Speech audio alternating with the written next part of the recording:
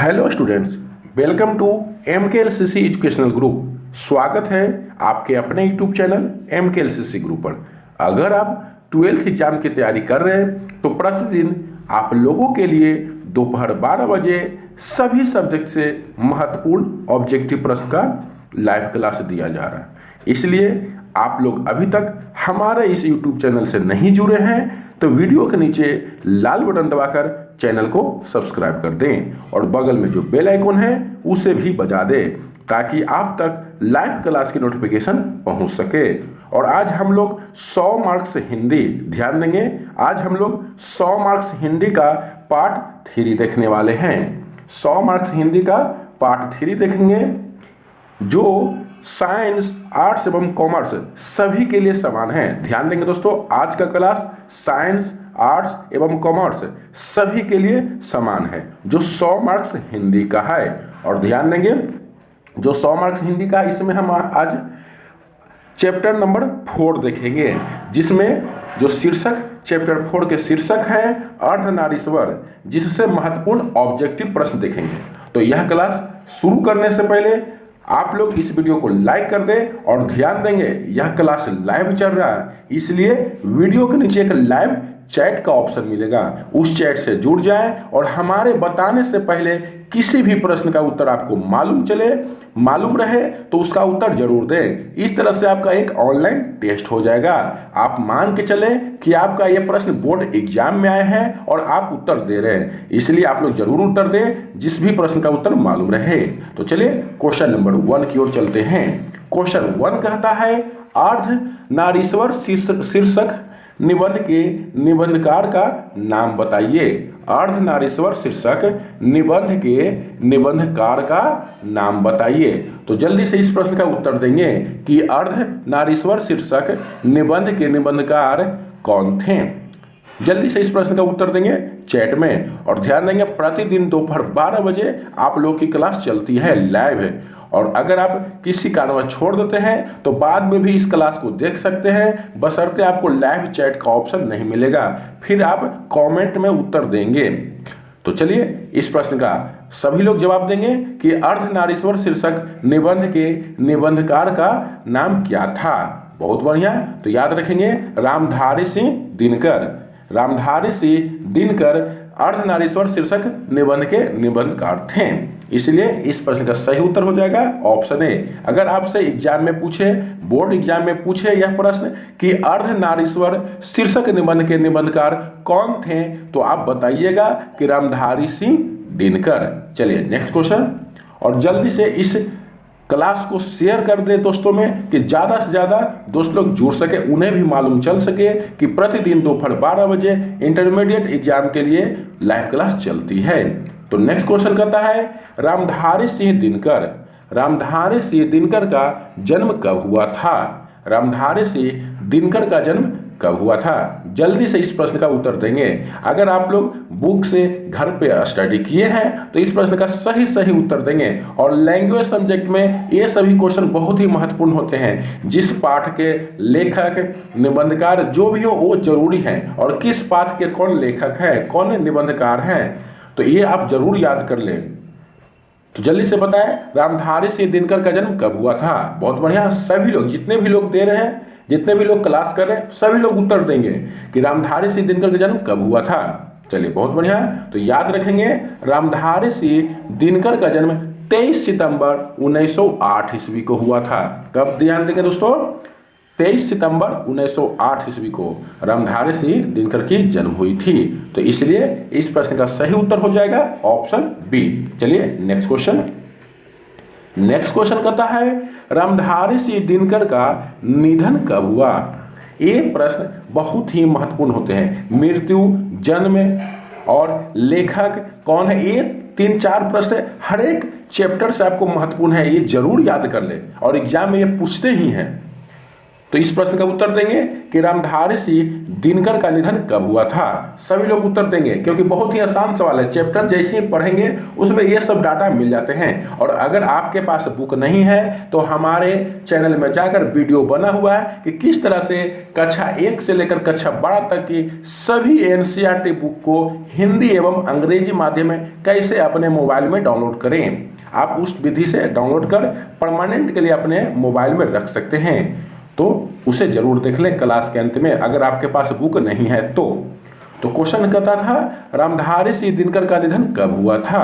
तो जल्दी से इस प्रश्न का उत्तर देंगे कि रामधारी सिंह दिनकर का निधन कब हुआ था। चलिए बहुत बढ़िया, सभी लोग प्रश्न का उत्तर देंगे। इसी तरह से जितने भी लोग जुड़े हुए हैं सभी लोग उत्तर देंगे। और अभी तक इस वीडियो को लाइक नहीं किए हैं तो जल्दी से लाइक कर दें। तो चलिए बहुत बढ़िया, तो इस प्रश्न का सही उत्तर है 24 अप्रैल 1974। याद रखेंगे 24 अप्रैल 1974 ईस्वी को रामधारी सिंह दिनकर जी की मृत्यु हुई थी, अर्थात निधन हुई थी। इसलिए इस प्रश्न का सही उत्तर हो जाएगा ऑप्शन सी।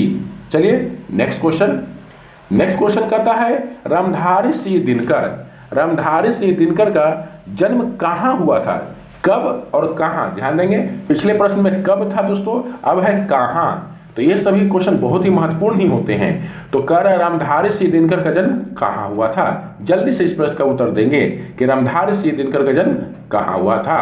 चलिए बहुत बढ़िया, तो याद रखेंगे रामधारी सिंह दिनकर का जन्म सिमरिया जो बेगूसराय बिहार में है। याद रखेंगे सिमरिया जो बेगूसराय में, और कहाँ है ये, तो बिहार में। तो इसलिए इस प्रश्न का सही उत्तर है ऑप्शन बी।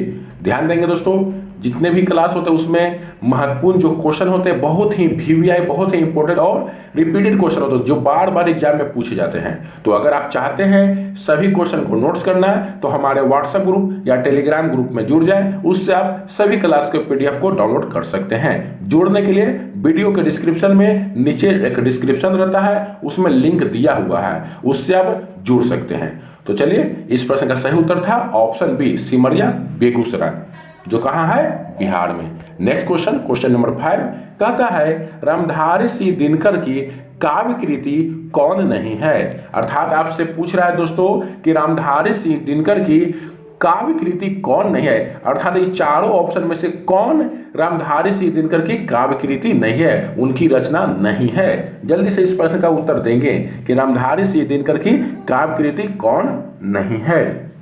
तो इस प्रश्न से आपको दो चीज समझ में आएगा दोस्तों। एक समझ में आएगा कि कौन कौन इनकी काव्य कृति हैं। अगर इस प्रश्न का सही उत्तर देंगे तो इससे आप दो प्रश्न सीखेंगे।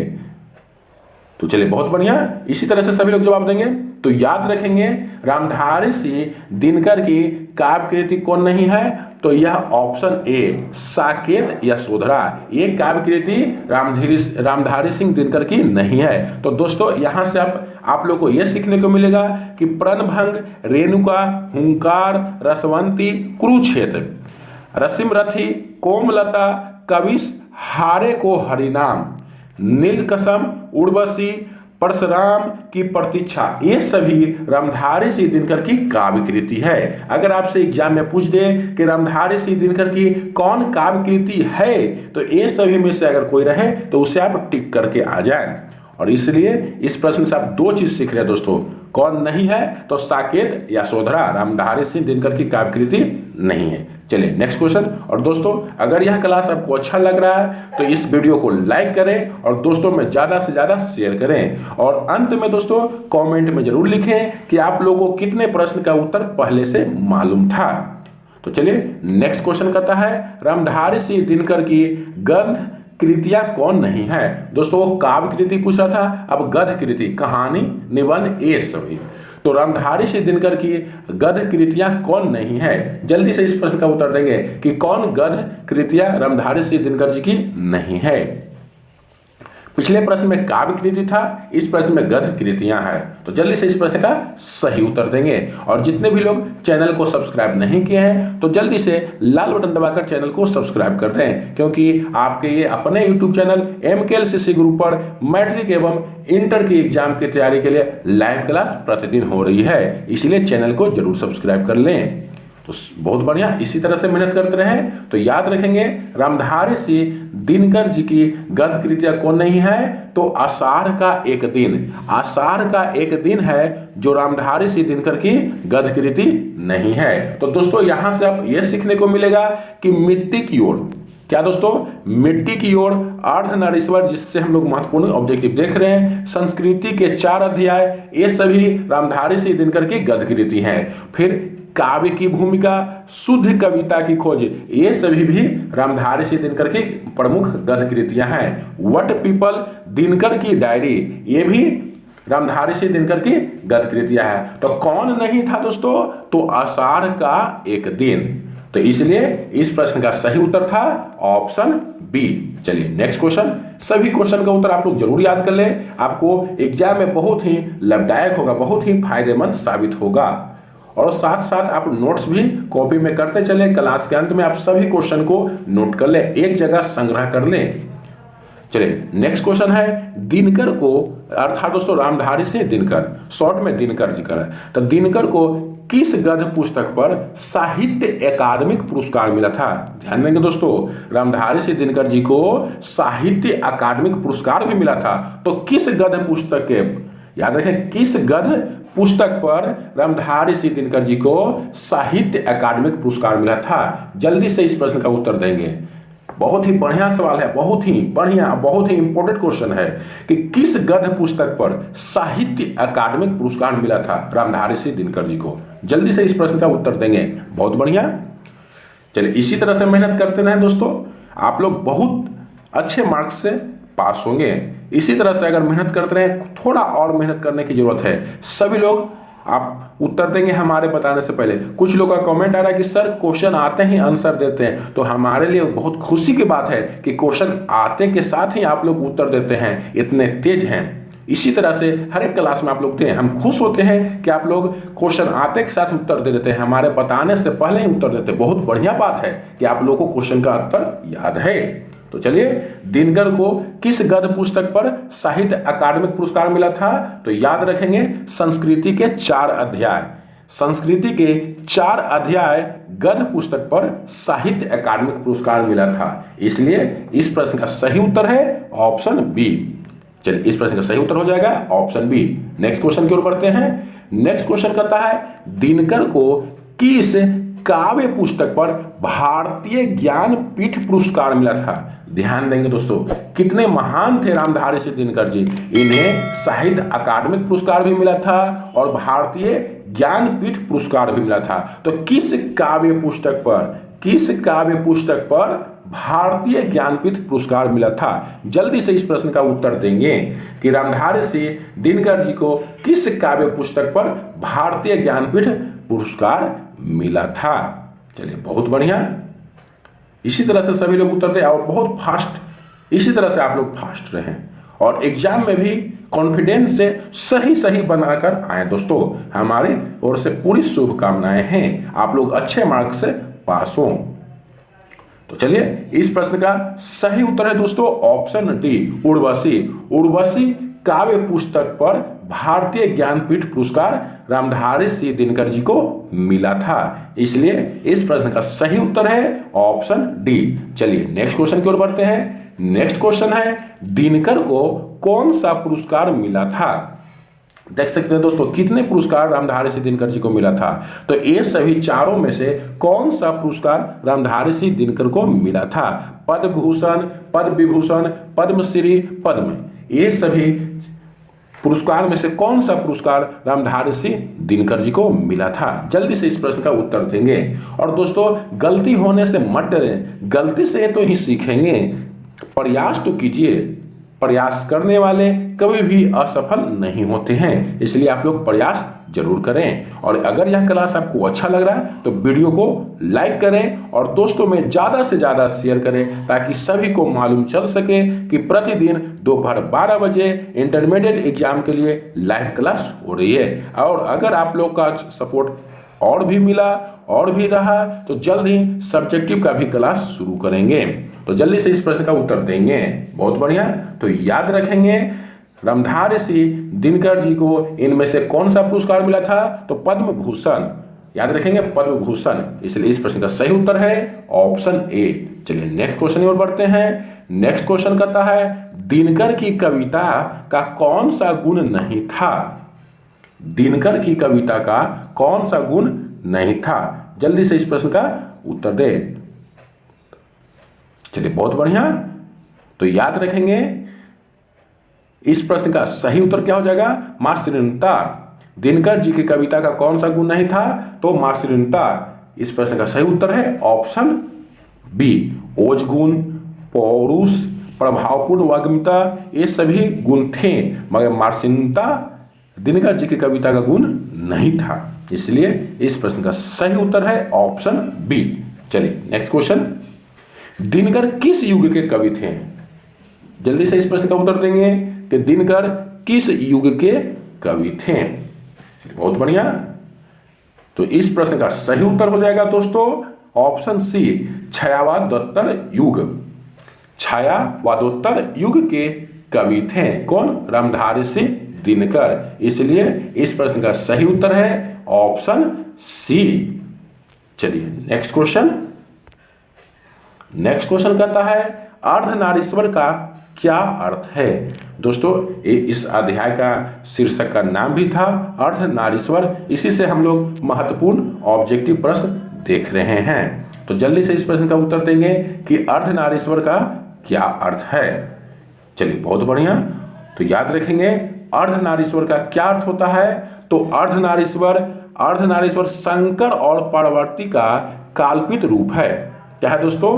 अर्धनारीश्वर शंकर और पार्वती का काल्पनिक रूप है, जिसका आधा अंग पुरुष और आधा अंग नारी का होता है। आप लोग ऐसा तस्वीर भी देखे होंगे कि एक तरफ से शंकर जी का और एक तरफ से पार्वती जी का रूप होता है, तो उसी को कहा जा रहा है अर्धनारीश्वर, अर्थात आधा शंकर जी का और आधा पार्वती जी का काल्पित रूप, जिसमें आधा अंग पुरुष का है और आधा अंग नारी का। तो इसलिए समझ गए दोस्तों कि इस प्रश्न का सही उत्तर है ऑप्शन सी। बहुत ही बढ़िया क्वेश्चन था और बहुत ही मजेदार यह निबंध था दोस्तों, इसे आप लोग जरूर पढ़ें, अगर नहीं पढ़े तो जरूर पढ़ें। तो चलिए नेक्स्ट क्वेश्चन की ओर बढ़ते हैं।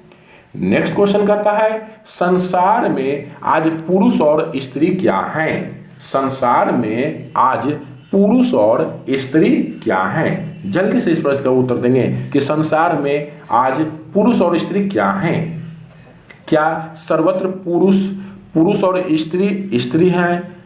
अर्थात कह रहा है सर्वत्र पुरुष और स्त्री हैं। पुरुष दबंग और स्त्री अस्त्रैन है, पुरुष अस्त्रैन और स्त्री पौरुष युक्त है, या स्त्री पुरुष पर शासन करना चाहती है। जल्दी से इस प्रश्न का उत्तर देंगे कि संसार में आज पुरुष और स्त्री क्या हैं।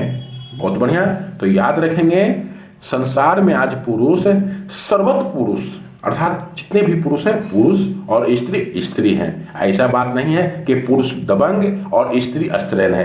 पुरुष अस्त्रैन और स्त्री पुरुष युक्त है, स्त्री पुरुष पर शासन करना चाहती, ऐसा बात नहीं है। संसार में आज पुरुष और स्त्री क्या है? तो सर्वत्र पुरुष और स्त्री है, इसलिए इस प्रश्न का सही उत्तर है ऑप्शन ए। चलिए नेक्स्ट क्वेश्चन कहता है नर और नारी के काम क्या है? नर और नारी के काम क्या है? जल्दी से इस प्रश्न का उत्तर देंगे। और अभी तक इस वीडियो को लाइक नहीं किए तो जल्दी से लाइक कर दें और दोस्तों में ज़्यादा से ज़्यादा शेयर कर दें। आप इसे बाद में भी देख सकते हैं दोस्तों। अगर लाइव क्लास करें तो आपको लाइव चैट का ऑप्शन मिलेगा और प्रतिदिन दोपहर 12 बजे लाइव क्लास होती है, और मैट्रिक एग्जाम के लिए प्रतिदिन शाम 7 बजे लाइव क्लास होती है।